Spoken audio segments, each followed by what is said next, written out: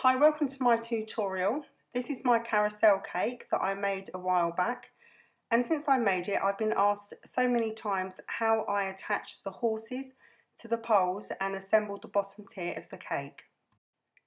As you can see from the photograph, I've got the horses standing on poles going all the way round, and the poles are sandwiched between two cake boards. So this is a simple tutorial just demonstrating how to assemble the bottom tier of the cake. I'm demonstrating this with some cake boards and a dummy tier. So as you can see, we've got a cake board on the bottom, just like the real cake did. Then I have a tier of cake in between, and I have a cake board on top. So we've got a couple of inches all the way around what would be the tier of the cake. And then you have a space in between. And this is where I placed a lolly stick. These are made of paper and they're completely food safe. The lolly sticks are a little taller than we would like them to be, so we're going to cut them. So I have a set of cutters here, and I'm going to measure the stick up against what would be the cake tier. So at the moment I'm just going to cut this level with the top of the cake. Now this is what will happen if you do this, and if your lolly stick is slightly higher than your cake tier, you place your board on top where you would invariably have a cake sitting, and your stick would try to take the weight of the top of the cake. So you don't want to do this. What you want to do is make the lolly stick slightly shorter than the top of your cake tier. Not very much though, only by a couple of millimeters. So I'm going to zoom in here so you can see. As you can see, it's just level with the top of the cake. So I'm going to take the cutters and I'm going to cut just below. I'm just going to take this back up to the cake for size. That's perfect, that's exactly how we want it, just 2 millimeters below the top of our cake. I'm just bringing this a little bit forward for those that are watching this on a smaller screen.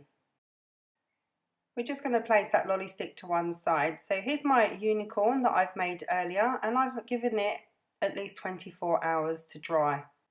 The unicorns need to be nice and dry. They're much easier to handle without damaging them, and they will also secure to the sticks far easier. Now we're going to make the supports for the top and bottom of the lolly stick. So I'm kneading my modelling paste and I'm going to roll it out, and I'm going to keep this nice and thick. As you can see, I'm using a flower cutter, but you can use any shape cutter that you would like. I'm just going to bring this up to the camera. Much thicker than I would normally roll something out if I was making a decoration. So just place the cutter on top, and we're just going to cut out 2 flower shapes. We're bringing our attention back over to the cake again, and you have to imagine that the board is already decorated with fondant and the cake is already covered. So I'm just wetting the board there, and I'm going to place one of the flower shapes that we've cut out on the board. And then what we're going to do is we're going to take the lolly stick that we've cut and we're going to place a hole through the centre. And this will be where our first stick stands. So as you can see, it's wobbly because we've got no support at the top yet. This is why the flowers need to be nice and thick, because we want this to support the stick. What we're doing now is we're making our support for the top of the stick. So we're taking our second flower, and I'm just going to zoom this in for you.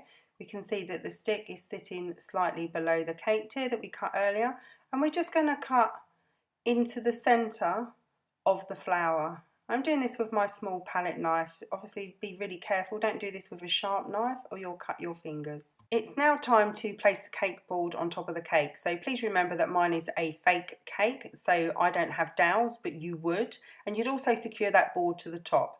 As you can see, the stick's moving around because, as you know, we have cut it slightly shorter. So we're now going to attach the other flower to be a support for that lolly stick.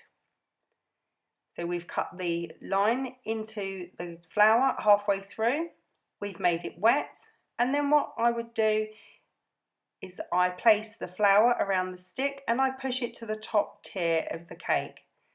Now of course this is going to move around a little while it's wet, but when this is dry it will dry completely firm and solid, and it will be perfectly safe for your cake. So I'm just lifting this up here so you can see. So we've got a flower at the top and we've got one at the bottom. Now that stick is slightly wonky at the moment because I'm working with things that aren't secured together, but I'm going to straighten that up now. We're now at the final step. All we need to do is attach the horse, and I'm doing this with royal icing. I wouldn't use anything else. Royal icing dries really nice and hard. So take your dry unicorn that you've already made, and please bear in mind that these unicorns are done with a cutter, so they're nice and flat. And then I'm going to place some royal icing on the lolly stick. Of course, the thing that you also have is that they don't have too much weight in them. And what I would do is put some royal icing on the lolly stick, and then I would hold the unicorn in place until it starts to dry. Now this may take a little while, it shouldn't take too long, but once it's nice and dry, you can just take your hands away and then just leave it to dry overnight. You would of course repeat this process all around the bottom tier of your cake. Thank you for watching my tutorial today. If you like what you've seen, then please give me a thumbs up. And if you'd like to be notified for new tutorials, then please subscribe to my channel. Thank you for watching.